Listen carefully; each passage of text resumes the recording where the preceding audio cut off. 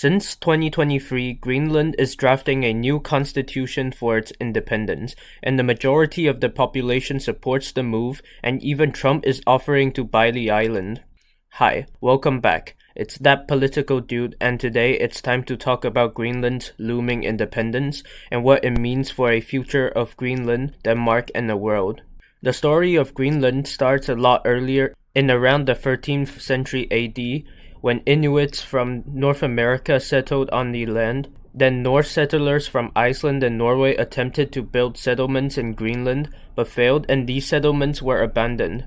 After hearing stories about the earlier Vikings and Norse settlements in Greenland, Hans Eel, a Danish-Norwegian Protestant missionary, became interested in the land. With permission and support from King Frederick V, he launched an expedition in 1721 to see what had become of the Norsemen, and spread the Christian faith should the people there have lost them.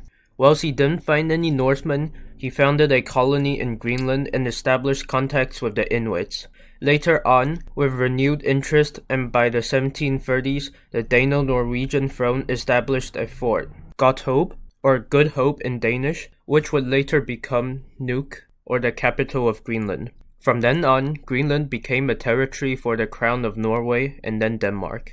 The Kingdom of Denmark committed a few atrocities throughout its history of rule on the frozen island, including separating Inuit children from their family to Christianize and Danify them, something Greenlanders still hold a grudge about.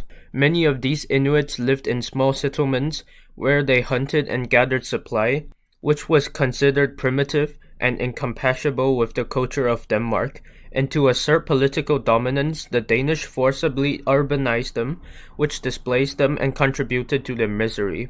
In 1979, the Kingdom of Denmark granted them self-rule, and an executive body was formed, which granted the Greenlanders autonomy whilst they remained the royal subjects of Denmark. Denmark retains control over Greenland's foreign relations, defense, and access to their exclusive economic zone.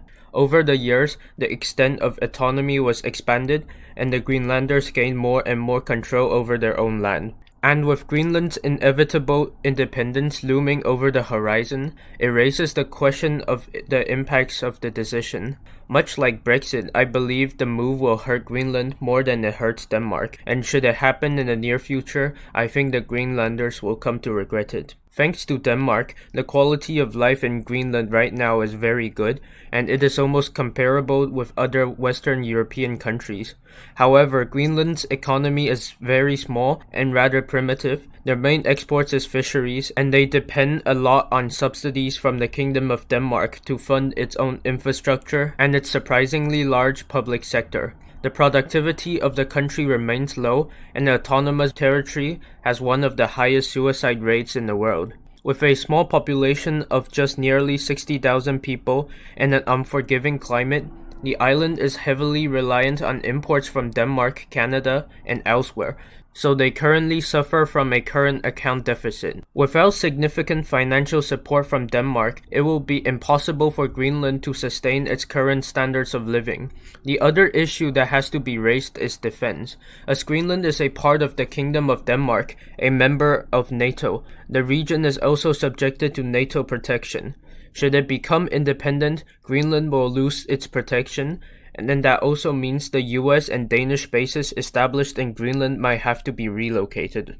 Russia might have suffered from a lapse in power projection after it was substantially weakened in the aftermath of the war in Ukraine, but China is another major threat. With anthropogenic-induced global warming, the melting of sea ice in the Arctic opens up new corridors for expansionist China. Greenland also boasts vast amounts of coal and other important natural resources such as zinc, copper, and oil, which makes it ever more appealing. Without protection, Greenland could soon be in the hands of hostile foreign powers. Now, what do you guys think? Leave your thoughts down in the comment section. Subscribe, stay alert, and I'll catch you in the next one.